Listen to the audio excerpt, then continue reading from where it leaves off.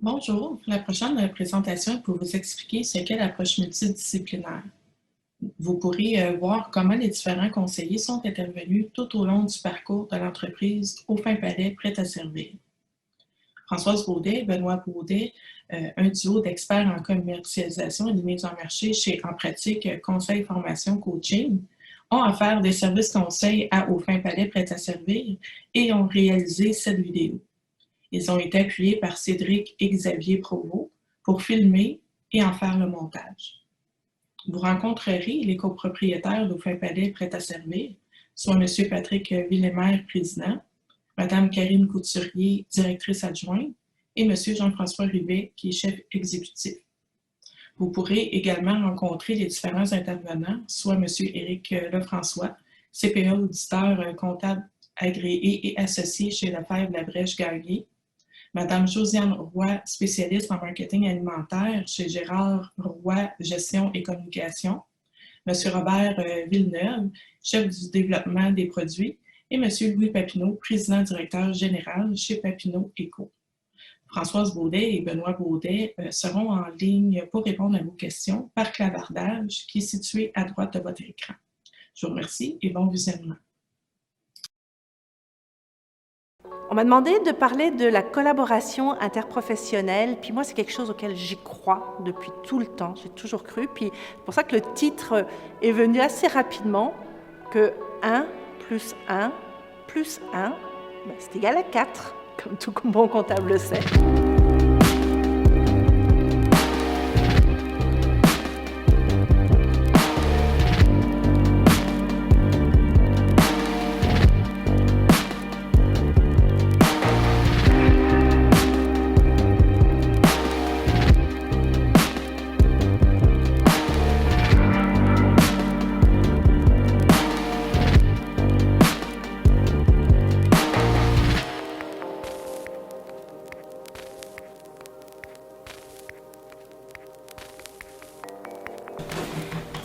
Aujourd'hui, on va parler à la fois d'un exemple concret, parce que moi je suis très pratico-pratique, donc avec Au Fin Palais prêt à servir. C'est un exemple extraordinaire, j'ai jamais vu des gens qui sont allés, qui sont remués aussi rapidement, pour moi c'est comme une Ferrari, je les appelle toujours, et puis qui sont allés chercher plein de consultants à droite et à gauche, pour arriver à un résultat extraordinaire. En 6 mois, ils sont arrivés à ce que d'autres mettent 2-3 ans à faire. Bien, en fait, depuis plusieurs années, là, le Fin Palais, c'est une salle de réception. Salle de réception pour des rassemblements, des grands rassemblements, des événements sociaux, des événements corporatifs. Ben, à l'annonce là, des premiers confinements au mois de mars, autour du 12 ou 13 mars, là, de réduire le nombre à 250. Bon, au début, on disait que c'est quand même pas si mal, mais vite, ça a été l'hécatombe, là, complètement une interruption, pas juste d'un pourcentage, mais complète de l'entreprise.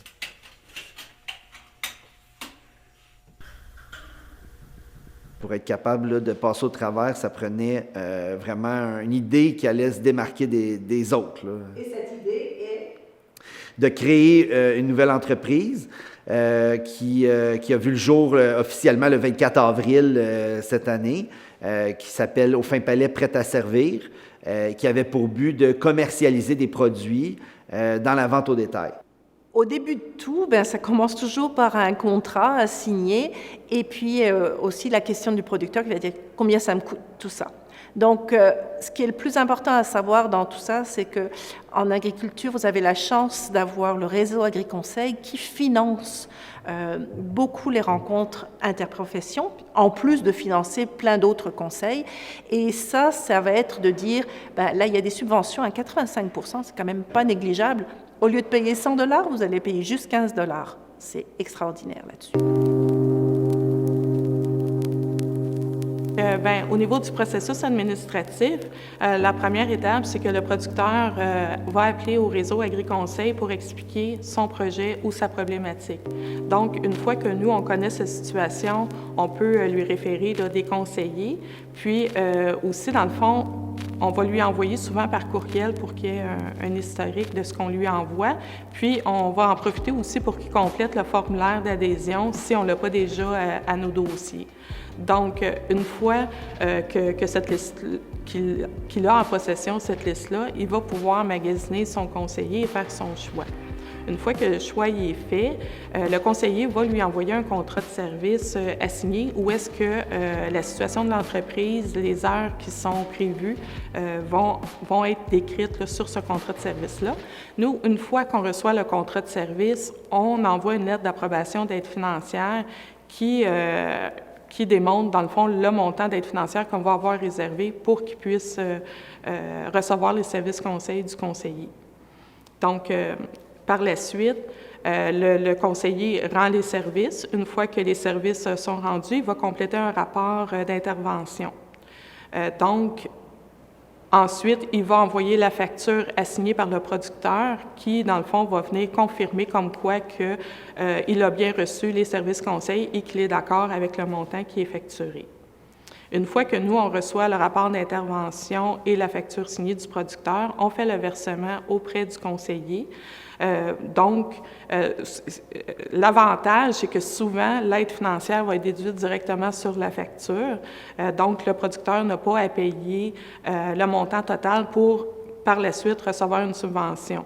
Donc, le paiement de la subvention se fait directement sur la facture. Oui, bien, la première étape, essentiellement, Patrick, étant donné que c'est un projet qui implique beaucoup de volume, a voulu déterminer ses coûts de revient assez de façon précise. Là. Donc, la première étape a été une rencontre avec Patrick et Karine pour établir les différents paramètres du coût de revient de ces produits, mais également pour parler, je dirais, de la structure dans son ensemble, donc des différents aspects, autant légaux, actionnariat, tout le départ de l'entreprise qui, normalement, si on peut faire ça plus tôt que plus tard, aide beaucoup pour la suite.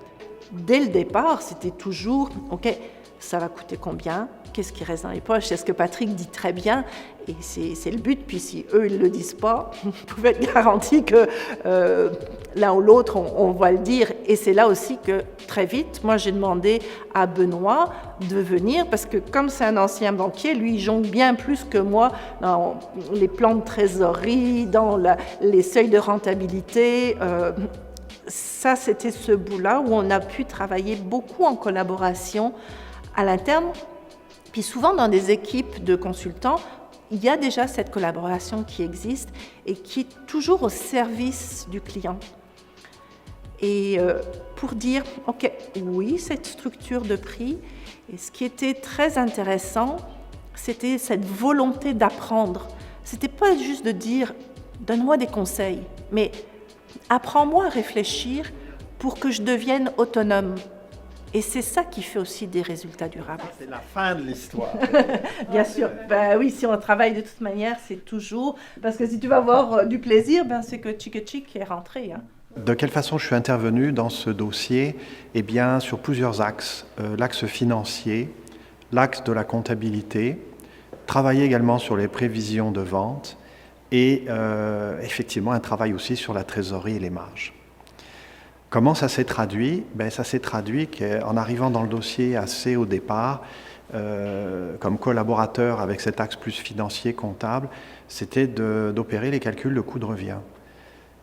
Donc des interactions avec la firme comptable pour savoir avec quel programme, quel logiciel allait être utilisé, et à savoir qu'il y a une grande culture quand même de saisie comptable déjà chez Aufin Palais Prêt à Servir, et ce qui a été utile parce que toute l'équipe savait vers quoi on s'en allait.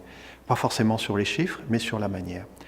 Et dans la collaboration avec la firme comptable, ça a été de s'assurer que les bons comptes soient ouverts pour évaluer l'ensemble des coûts variables, par exemple, de telle façon qu'on puisse arriver à sortir les rapports et les tableaux adéquats. D'avoir une équipe de consultants permet d'être non seulement accompagné dans, comme on disait tout à l'heure, juste le marketing ou la vente, mais plutôt d'être beaucoup plus large et d'avoir la confiance qu'on est dans le bon chemin dans tous les aspects du domaine. Nouveau domaine qu'on ne connaissait pas non plus, donc c'est vraiment encore plus rassurant de savoir que chacune des étapes est bien faite pour qu'au bout de la ligne, le résultat soit vraiment plus précis, plus facile, plus tangible, puis que ça soit plus accessible. Josiane, c'est quelqu'un avec qui je travaille depuis plus longtemps et sur différents dossiers.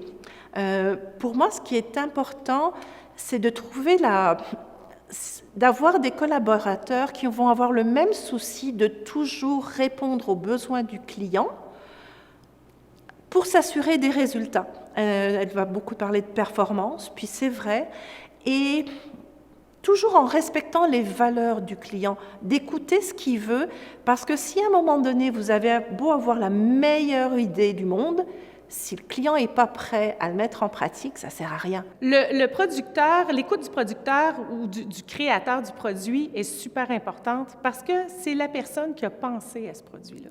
C'est l'origine, finalement. Alors, c'est la personne qui est le mieux placée, souvent, pour nous parler de son produit lui-même. Ça ne veut pas dire que c'est la personne qui est la mieux placée pour le vendre, mais c'est certainement la personne qui est le mieux placée pour nous en parler. Alors, c'est vraiment à ce niveau-là, c'est vraiment à ce niveau-là qu'on doit bien percevoir qu'est-ce qui est la particularité du produit et que le travail d'équipe commence, que le travail de collaboration commence. Parce que c'est pas vrai que moi, je connais tout sur ce produit-là, c'est pas moi qui l'ai créé. Mais par contre, moi, ce que je connais bien, c'est comment l'amener vers le consommateur. Alors, je pense que cette écoute-là est essentielle. Et à rester centré sur son besoin tout le long, parce qu'autrement, ça peut être une bagarre. Bien, ça peut être, en fait, je pense que c'est très important, effectivement, de laisser son ego de côté quand on travaille avec des clients. Parce qu'on peut avoir beaucoup de connaissances, connaître beaucoup de choses, mais à la fin de l'histoire, il faut que le créateur du produit se reconnaisse aussi. C'est sûr qu'on peut le conseiller en cours de route, parce que des fois, il peut dire « Ah, ben moi, je voyais ça comme ça », mais peut-être que ce qu'il avait vu ou ce qu'il avait perçu, peut-être que ça n'aurait pas donné la performance, la même performance. Alors, je pense que rendu là, c'est vraiment une discussion qu'on a entre tous les intervenants pour arriver avec la meilleure solution.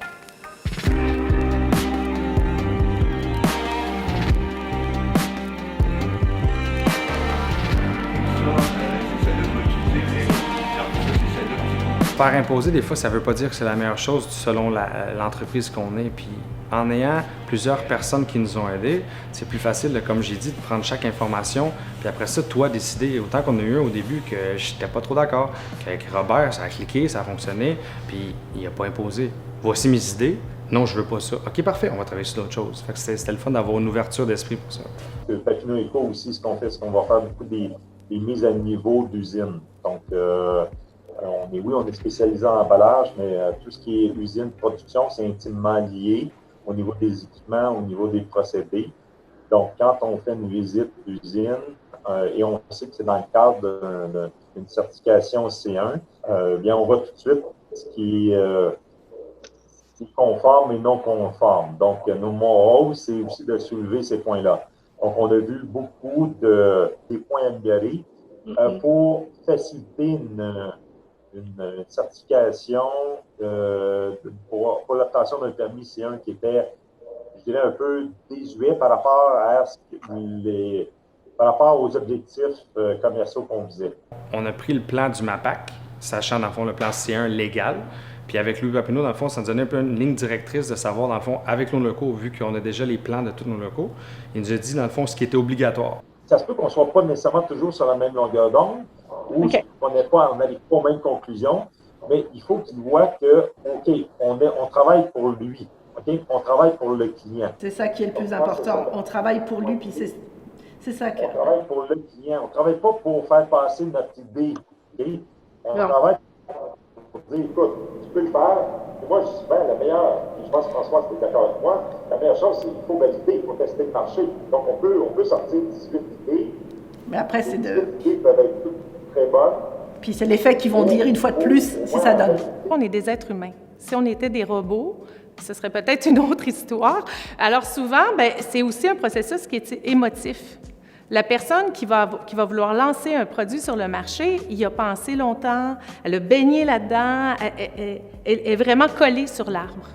Et là, tout d'un coup, elle doit partager ça avec les autres. Et ça peut des fois être un peu difficile parce que cette personne-là, c'est tout ce qu'elle a dans sa vie à ce moment-là. Mais ça ne veut pas dire que nous, comme intervenants, c'est tout ce qu'on a dans notre vie à ce moment-là.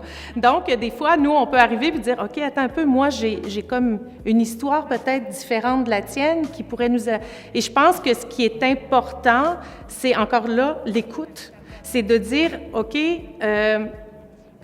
on s'entend moins bien sur ce point-là. Comment est-ce qu'on peut travailler ensemble pour mieux arrimer nos idées et peut-être arriver à mieux faire performer le produit à la fin? Donc, mais c'est sûr qu'il y a souvent des divergences d'opinion, mais moi, je pense que les divergences d'opinion, c'est très positif. Dans la commercialisation, il y a beaucoup de volets. Là. On pourrait aller dans des boutiques, dans des grandes surfaces, puis de pouvoir prendre le temps de vivre nos propres expériences, probablement qui amène, en tout cas pour moi, dans ma façon de réagir en affaires, une meilleure interprétation après, parce qu'on le vit autant par une défaite que par un succès, mais le fait de le vivre par soi-même et non pas de se faire dire, bien, va là, ça va marcher, ou va pas là, ça marchera pas.